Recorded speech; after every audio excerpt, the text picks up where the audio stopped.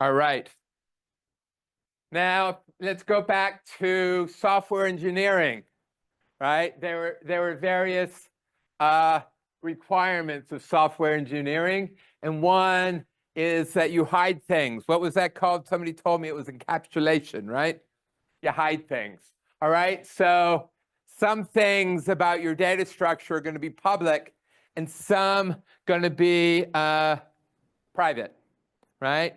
So what's public is the minimal that you need to know to be able to use a stack, right? Think about a stack. What do you need to know, right? And you need to know what the operations will do and what it will do, what each operation will do to your visualization, right?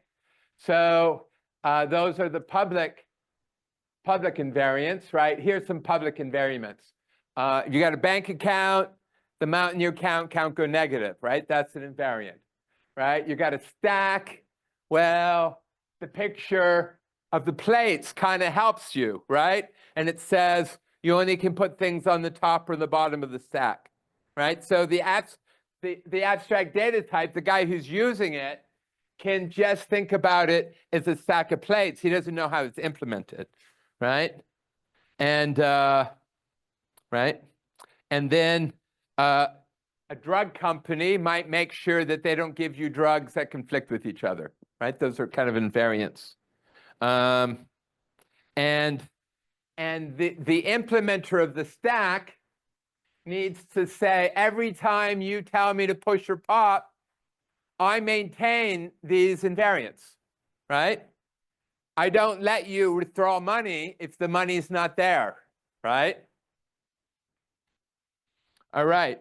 So now let's talk about private data invariants, right?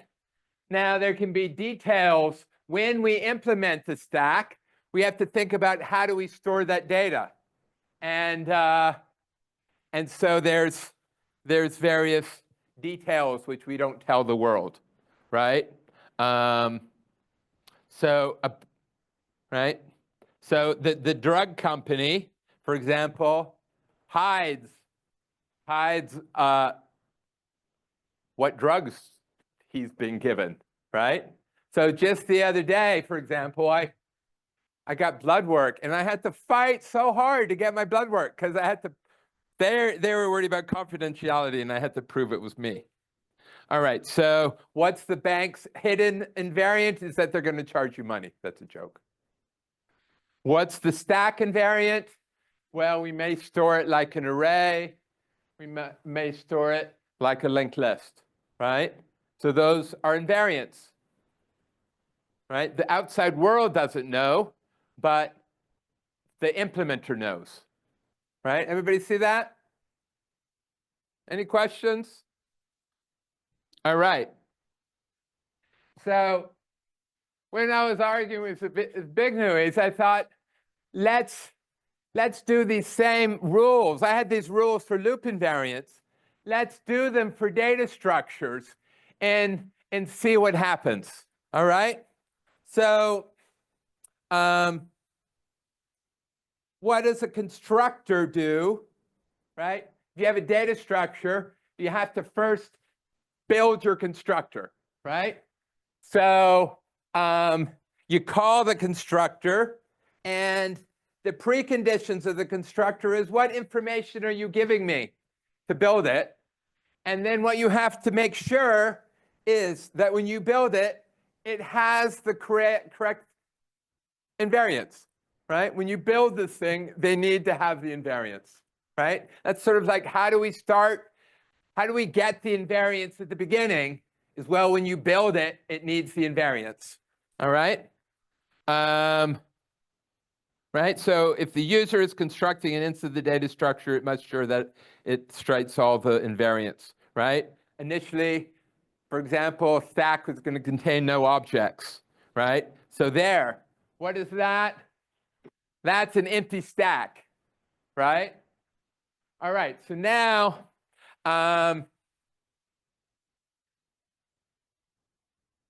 when you destroy it, right, you have to clean things up. All right, we don't care so much about destroying things. All right, because we're going to run forever. So now what are we saying here on the left? I'm saying the loop invariant, the invariants of the data structure are true. Why? Because we're going to maintain that they're always true, right? I'm storing the stack like I said I was going to store it, right? And then you call push, right? So you execute, we're going to execute the push code. And one of the things that we know is that however you called push, you met the prerequisitions, right? When I push something, I have to tell you what to push on there, right? So if you have all of those things, then after you execute the push operation, your invariants, your system's invariants need to be true, your data structure invariants, and whatever post condition of your push, right? Right now, push might not have a post condition, but pop has a post condition, right? I get something, I popped it, right? So we fly in from Mars, right? We know that the data structure is true, right? Here I'm going to use this up here. You might think that this is crazy, Jeff, abstract math, but we're going to use it to write code, all right? So I think about myself. I fly in from Mars into this data structure. What do I know? I have the loop invariant. And that's in case you're missing it. What's on the stack is 1, 2, 3, 4, 5 up to 8. 8's at the top, right? I have a pointer, an index saying 8's at the top, right? That's the loop invariant, right? So I fly into my Mars, and I know, all I know is that this loop invariant, this data structure invariant is true, right? And then what happens? Some user comes along and calls push, right? And the precondition of calling push is it gives me the information that I want to push in, right? Great. Now, what do I need to do? I need to make sure that afterwards the post condition of the push is true. And what's here, there is a post condition of the push. The post condition of the push is that the stack is the same as it was before, except the new information's on top, right? That's the post condition of the push, right? Precondition of the push, I got information. Post condition of the push, that information has been put on top, right? That's the definition, pre-post condition of a push, right? So we need to make sure that we got that post condition of the push and that everything is stored fine, right? And so before writing code, I like to write down all the invariants, right? So if that was the picture and that was the picture, then this is the picture afterwards, right? And you'll see that in this picture, we have the post condition of the push, namely the information's been pushed. And we have the data structure invariant at time t+1. Why? Because this is still a nice stack, right? Everybody see that? Any questions? Right, so I thought that's what was going to happen, right? Now, what do we need to do? We need to write code to go from that picture to this picture, right? Everybody see that? We fly in from Mars and we have that picture. When we leave, we want this picture. What do we need? We need to not worry about everything that may ever happen in this data structure. We just worry about this step, right? Right, so, and there's the code, right? What's the code? You can, let's see, do we trace it out or do you just have to do it on your own? Right? Here's top. You add 1 to top, so now it's pointing here. And then you put the information in here. Right? Everybody see that? Where do we get this code from? Right? we thought about what are the data structure invariants, what is the push and pop invariance, and we drew the pictures, and it gave us the code. Everybody see that? And I hope you appreciate that if you had tried to just write the code, you would have probably been muddled. Right? Are people following? All right. So what are we saying now? Oh, this is pop, right? Again, we got the loop and everything's true up there. We do a pop. We want this picture, right? So how do we write the code? Right? We get the information off the top, and then we decrement top, right? Everybody good with that? And probably have to return the top that information. Right? Are people following this? Right? So what are we, in this course, what are we supposed to be doing? We're supposed to be talking about the abstract data types as abstract things, they're invariants. We're supposed to be writing code for them, right? And that's what we're doing here, right? People following this? All right. So, a stack, add and remove from the same end. All right. So now we're doing queues, right? So a queue, you have to, you got to remove something from the front, right? I mean, where you put it and where you take it off are opposite ends, right? We know how to put it and remove it from this side. So now you got to think, all right, where are we gonna?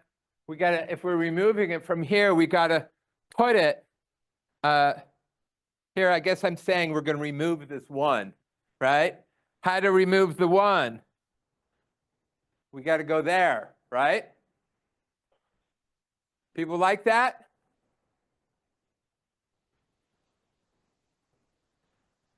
Now, anybody want to design code that goes from that picture to this picture?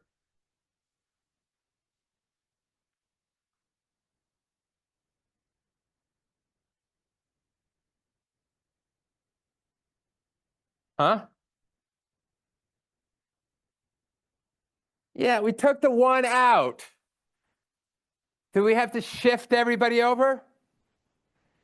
To maintain this invariant, you got to shift everybody over. Do we want to do that? No. Yeah? Swap what? One and the 8 in order for. I don't know. I don't want my 1 down here. Well, we removed 1. You think about moving 8 down there? All right. So I guess the problem is if we remove the 1, there's a space here, right? We got to think about what to do with it. We want our operations all to be constant time, right? That means time 7, but not time depending on how big the input is, right? How big the stack is. So if we remove the 1, then we got a space here. And he's suggesting move the 8 over there, which I'm not sure how that'll work. But any other ideas what to do with that space? Let's just leave it there, right? Let's just leave it there. So what we're going to do is there's nothing, we record that there's nothing here, and I'm going to record that there's nothing here, right? And so do we need anything else for our loop invariant? We got to remember, right, where the bottom is, right? Since we're not storing, hey, this is empty. What we're storing is that this is the bottom and this is the top, right? And this stuff that's outside of that is garbage, right? So I'm not really, this mark here implies that I put something here, but I'm not going to put anything there. It's really, it's garbage. Everybody get my new loop invariant? Right? All right, so if that's our new loop invariant, oh, now the problem is we add things and we remove things, and we add things and remove things. And what happens is we drift. And what do we do when we get to the end? Yeah, then we're going to say, that's where he was talking about bringing the 8 forward. And he was absolutely right, right? We are going to bring the 8 forward, but we're going to do it. We're going to bring the array around into a loop, right? Does that make sense? So our picture is that we have a loop, and the bottom, we have a pointer to the bottom, we have a pointer to the top, right? This is where we pop, I guess, and this is where we put new stuff. And everything else is in the queue. Everything out here is not in the queue, right? So now we need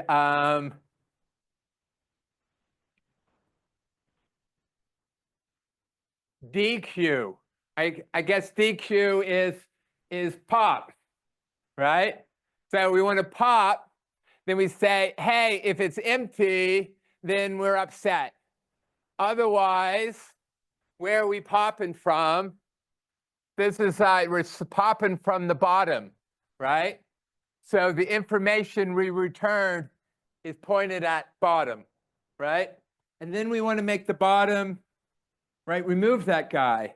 So bottom becomes 1 bigger, right? So here bottom equals bottom plus 1, right? Remember what mod means, right? Let's say that we do things mod 10, right? You go 0, 1, 2, 3, 4, 5, up to 9. And then you go back to 0, right? 0, 1, 2, 3, up to 9, back to 0, right? So that's going to get us going around in a circle, right? People follow that? People are restless. So we run out of time? 10 minutes. You're getting restless early. All right. Right, so this is saying the array can't be indexed arbitrarily high, hence the typical thing is to count mod some integer. Maybe we'll talk about integers for a while. Two ways of thinking. So I found that people get confused about integers, about mod.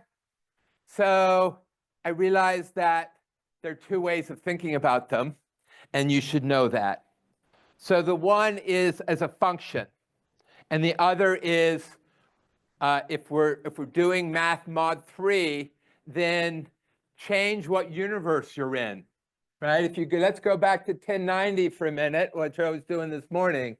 I could say our math could be over the integers, it could be over the reals, it could be over the integers mod 3, right?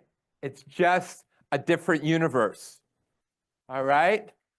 So how do you think about it as a function is if you take 85 mod 3, how do you do that?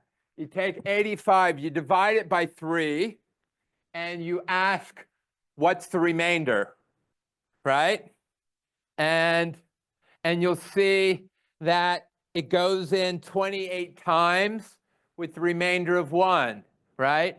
So you drop off all of those 3s, the 28 3s, and you get 1, right? Are people with there? All right, so that's another way of writing it is mod 3 is a subscript. Why? Because if we're doing always mod 3, we might as well have a subscript, right? And now down here, we're instead of looking at the integers or complex numbers, we're looking in the world mod 3, right? And what does that mean here? Well, what's the answer here, right? the answer to a mod 3 question is either 0, 1, or 2, right? It's never going to be 3 or 4 or 5. Those numbers don't exist. So you can think about it as the numbers in our universe are 0, 1, and 2, right? Those are the only numbers that exist, right? And they're in a circle. So if you count, right? So how do you do math? Well, I know the number 2, and I know the number 2. I add them to get 4. But I don't know the number 4. But 4 mod 2 is the same. 4 is the same as 1, right? So it goes back to 1, right? Does that make sense? Right? 2 times 2 is 1, right? Because in this world, 1 and 4 and 7 are all the same. They're different names for the same object, right? And, right, there's just the kind of y.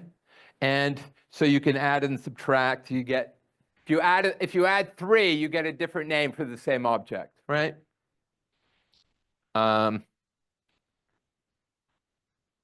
So, right, so here we're saying if the mod is 0, then if you add 1 to it, you get 1, right? So if x mod 3 is 0, then x plus 1 is going to be 1 bigger, right? X plus 2 is going to be 2 bigger. X plus 3 is going to be 0, right? So here, if we're going to count, we count 0, 1, 2, 0, 1, 2, 0, 1, right? Everybody kind of get that? And, right, so then you can study and you see actually the math all works out. You know, you can study, is this fair math? And what this is kind of saying is if you're doing kind of crazy math, you can multiply them all together and then do one mod, or you can do the mods as you go along, or you can do the mods at the beginning. You can do a mod whenever you want, and it doesn't matter. You get the same answer, right? Whenever you want, you can remove a 3, right? Everybody kind of see that?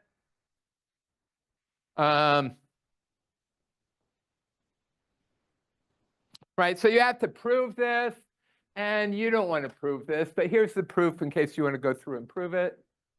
Right, it's beyond this course. So here, right, you can first, this is just, you can take the mods of each things, I don't know. And so here's just an example. And here, like here, -1 times 1, right, is -1. -1, right? You can just do the math in different ways. Everybody kind of follow that? Right, this was more than we needed. And then if you're doing it mod a prime, then you can divide, but we're not doing that. And that's all you need to know. And we're back here. Everybody good? We ran out of time? No? More time? 4 minutes. I was going so fast with mods because I thought we were running out of time. Anybody want to know more about mods? No, I didn't think you did. If you can take math classes on how to divide with mods, but we don't need it here. But you should know in your life that working the integers mod a prime is very useful, and it's done in the world. Why? Because you can multiply. One of the advantages of it is the numbers never get big, right? And you can multiply and divide, right? Integers you can't divide, right? What does 3 divided by 4 mean in integers? But mod prime you can divide. Cool. Right? So everybody get this data structure, right? We can push there, mod in. We can pop there, mod in, right? And if you take everything mod in, where n is the number of entries, it returns the number between 0 and n minus 1, right? which is just what we want in Java for indexing an array. Right? Everybody see that? We have an array indexed from 0 to n minus 1. So if we work mod n, we walk around the circle. And then we'll go on to linked lists. I think we can stop here. We'll do linked lists next time. Any questions? Everybody ready for the assignment tonight? He sent out a message which he said, do you know what time it's due? Why don't you tell me what time it's due? I assume it's due at midnight, right? All right.